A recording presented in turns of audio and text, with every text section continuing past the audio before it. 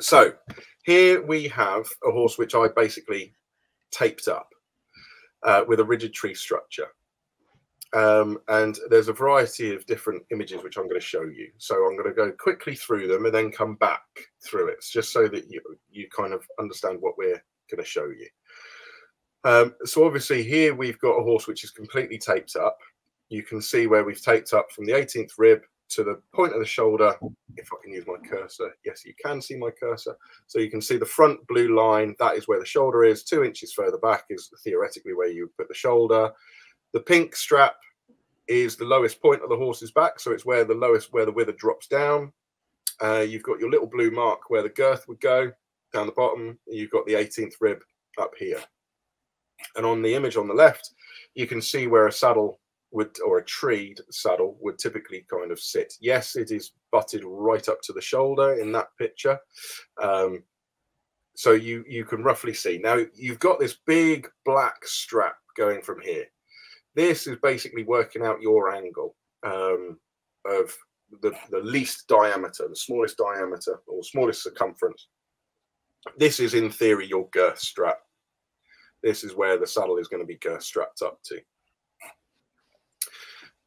This is where you have a plastic tree. So this is a 17-inch plastic tree.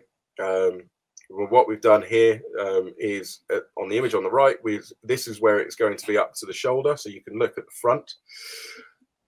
What we've done here is we've basically put the saddle into thirds, or the tree into thirds. So you can see you've got the front third, middle third, which is the pink, and then the white at the back, which is again your third part. If we put the tree and the point up against the shoulder, the middle, literally the middle part of the tree, or the center of the tree, suddenly sits in the center or the lowest part of the horse's back. If you look on the image on the left, if you bring that tree 2 inches further back, hey ho, you're now where you're positioning the rider is now behind the lowest point of the horse's back. Again, we've done the same thing with a wooden tree. This is a 17.5 tree. So this is actually slightly ½ an inch longer. Again, we've done the same thing. You can now see in the middle image a view from the side. If the tree is positioned 2 inches further back behind the shoulder, you can see where the center of the tree sits slightly further back than the black line in the middle. Now, I'm not saying that one is better than the other. I'm not. That's not for me to say. The thing is that different disciplines such as jumping, dressage, polo, so on and so forth, they actually want the rider to be in different places to a degree.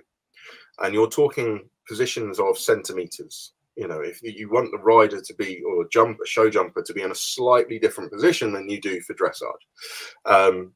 So it's not saying that one is better than the other. It's just observation. We are just looking at this from an observational perspective. But notice how the middle third, you are now positioned slightly further back than the wither. And that's not a problem. Slightly further back than the lowest point of the wither. That's not a problem, but it's just worthwhile noting. Here, I've just made it a little bit more obvious because I've just put a black line along the tree. And I apologize for the images. These are taken when I was standing and the horse moved. So I apologize. But you can see how the center line, it just makes it a little bit more obvious how the center line, when the tree is positioned 2 inches further back from the shoulder, it moves back away from the central, from the lowest point of the horse's back. Whilst when it's butted up to the shoulder, the center line is suddenly at the lowest point of the horse's back. Here we have a saddle cut in half. This is a good tool which I use to teach because it helps people understand kind of what they see on the outside, which is all the leather and the padding and everything like that. It looks all lovely and sexy and everything. And then you strip it back and you kind of go, look at it, because it's got, you know, leather and wood and webbing and all of that fun gumph. So what you actually see on one side is the beautiful out like skirt and kind of very lovely and sexy and highly polished leather, but then actually looking at the skeleton of it. Now, this is the one thing which I always say is you know, especially in saddle fitting, the way we fit modern saddles, model treed saddles, is if you're pushing the tree 2 inches further back, you know, such as what we have here, you can see where the point is right on the 2-inch mark. All of a sudden, you can see where the girth mark is, where the girth strap is, and where the girth goes. You have to have a point strap. So if you have an industry which says, right, you've got to pull the tree 2 inches further back, your girth strapping, and then you're trying to move the girth strapping further back, then no wonder saddles are going to keep sliding forward, because they're always going to go through the smallest diameter. So almost that if you push the saddle further back, you almost have to have a point strap to counterbalance. And yes, it's negative in terms of it pulls the points down and it impacts the rotation of the shoulder. But from a purely physics perspective, you have to have a point strap because that is the smallest diameter. Otherwise, the saddle is just going to slip forward. Here we have the image again. The difficulty is I've had to girth it all up, and the problem is it does tilt and fall to one side because there is nothing supporting it on that right-hand side because it is literally being cut down the middle. So all you can see, and I apologize that there is a bit of a tilt. I would be doing you a disservice if I padded it up and everything like that. But it's just worthwhile noting to see how the saddle would fit on here. If it was level, you know, it's going straight down the center. You can see, again, this is a much more obvious picture. I've got the pink line this time, which is showing the lowest point. And this is, again, where the middle third is always the interesting part. This is where the rider is sitting, always. So if the tree is now butted further forward, you can see where the girth strap and the girth now is a lot more upright. Yes, that's going to impact the shoulder and the elbow and so on and so forth. That has other implications as well, which we need to be aware of. But you can see you're in this fundamental issue between the saddle wants to move forward in order to basically sit within the pocket behind the shoulder blade. But we want the shoulder blade to have free range and free movement. So all of a sudden, you look at the girth strapping, it's no longer as angled as it was in the previous one. Here we go. So you can see how there's quite an acute angle going on in the girth strap because the saddle has been pushed further back in comparison to a tree which is now positioned on top of the shoulder. Yes, now you've lost a huge amount of space behind as well. But if you're looking at the front, all of a sudden there's less of an angle and less of a strain. So the saddle's going to stop moving forward. And this is where you start looking at history. You know, modern European saddles are naturally a lot smaller. And you've got to remember, Western saddles and kind of ancient saddles, they had smaller seats for the rider, but they had much longer panels than everybody else. I don't know where everybody's gone. Sorry. I'll carry on talking.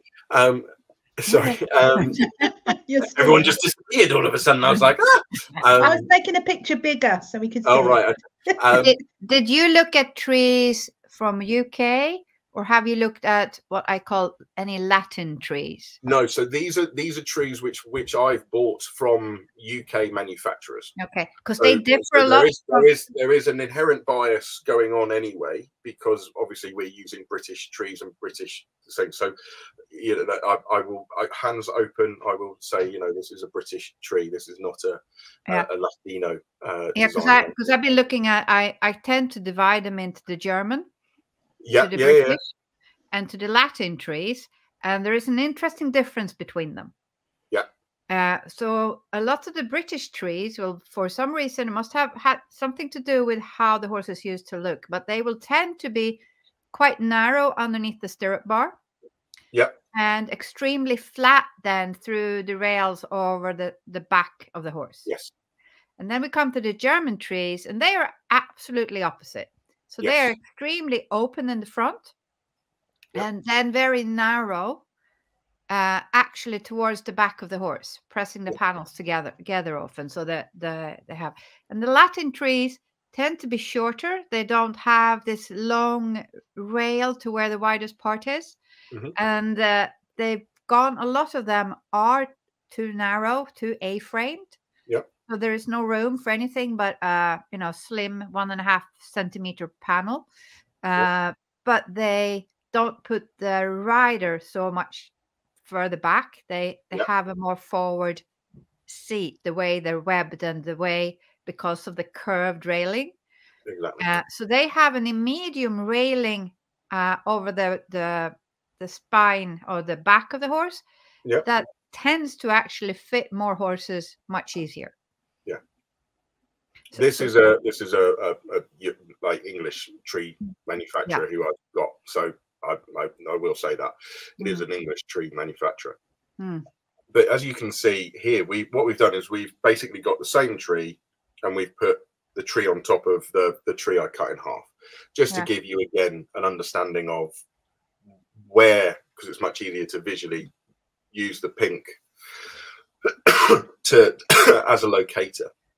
So you can see on the picture on the left, if we're doing the points onto or behind the shoulder, or 2 inches behind the shoulder, the zone where the rider sits is now positioned behind the lowest point of the horse's back. If you put it further forward, then all of a sudden the middle of the tree is where the rider is optimally going to sit, is now in here. I'm not saying that one is better than the other. I must keep kind of saying this. It is understanding the observations and the repercussions of what we do. That is a really important part.